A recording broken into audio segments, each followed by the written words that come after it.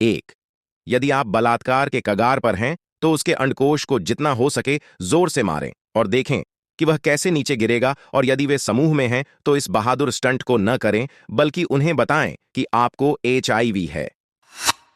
2. By स्टैंडर प्रभाव। यदि आप इस परिणाम से अनजान हैं तो इसके बारे में जानने से आपकी जान बच सकती है। बाई स्टैंडर प्रभाव दर्शकों के बीच दोष के फैलाव को दर्शाता है।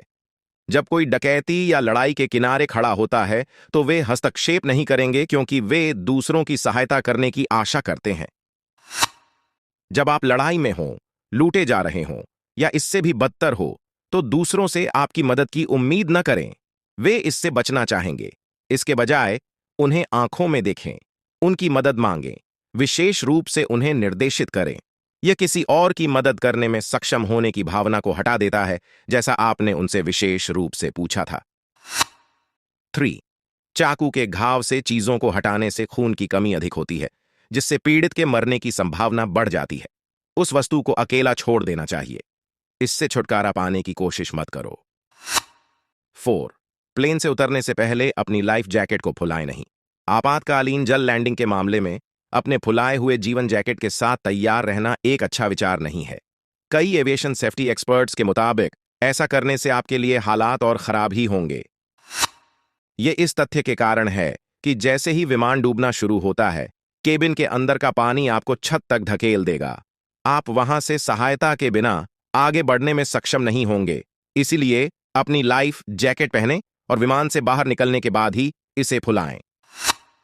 5. जानें कि अपने खुद के टायर कैसे बदलें और सुनिश्चित करें कि आप एक पूर्ण आकार के अतिरिक्त और आपके लिए आवश्यक सभी टूल्स से लैस हैं। 6. किसी को बताएं कि आप कहां होंगे जब आप अकेले रहते हैं, या यहां तक कि जब आप रात के लिए बाहर जाते हैं तो एक दोस्त को बताएं कि आप कहां होंगे। यह मुश्किल से आपकी ओर से कोई प्रयास करता है, और अगर कुछ गलत हो जाता है या आप सुबह वापस नहीं आते हैं तो किसी को पता चल जाएगा कि कहां से शुरू करना है अगर उन्हें आपकी तलाश करनी है। 7. अपनी जेब में हाथ डालकर सीढ़ियों से नीचे न उतरें।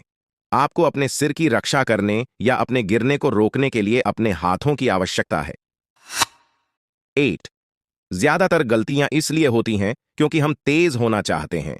हम दूसरी जगहों पर जाना चाहते हैं, जल्दी में हैं और भाग खड़े हुए हैं। ऐसे ही बहुत हादसे होते हैं। कोई जल्दी में है और पर्याप्त ध्यान नहीं देता है। 9. यदि आप रेगिस्तान या किसी निर्जन क्षेत्र में खो गए हैं तो आपके पाए जाने की संभावना को बढ़ाने के लिए आप जो महत्वपूर्ण चीज ले सकते हैं वह एक छोटा परावर्तक दर्पण है। जब भी कोई विमान ऊपर की ओर उड़ता है तो आप उसकी ओर प्रकाश को प्रतिबिंबित कर सकते हैं और आपके मिलने की संभावना बहुत बढ़ जाती है। यह गंभीरता से आपके साथ अधिक पानी ले जाने से ज्यादा महत्वपूर्ण है। 10. जब आपको लगे कि आप जल्दी में हैं तो इसे याद रखें, 5 मिनट की देरी से आपकी जान बच सकती है।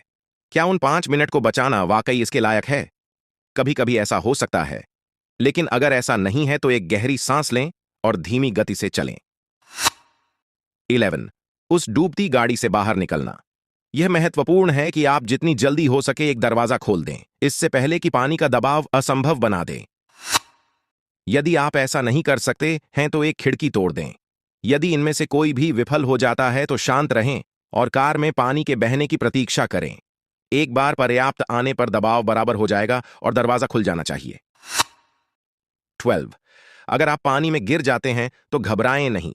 आपको तैरने में सक्षम होने की आवश्यकता नहीं है, आपको बस तैरना है। अपनी सांस रोक कर रखें और अपने आप को सतह पर आने दें। 13.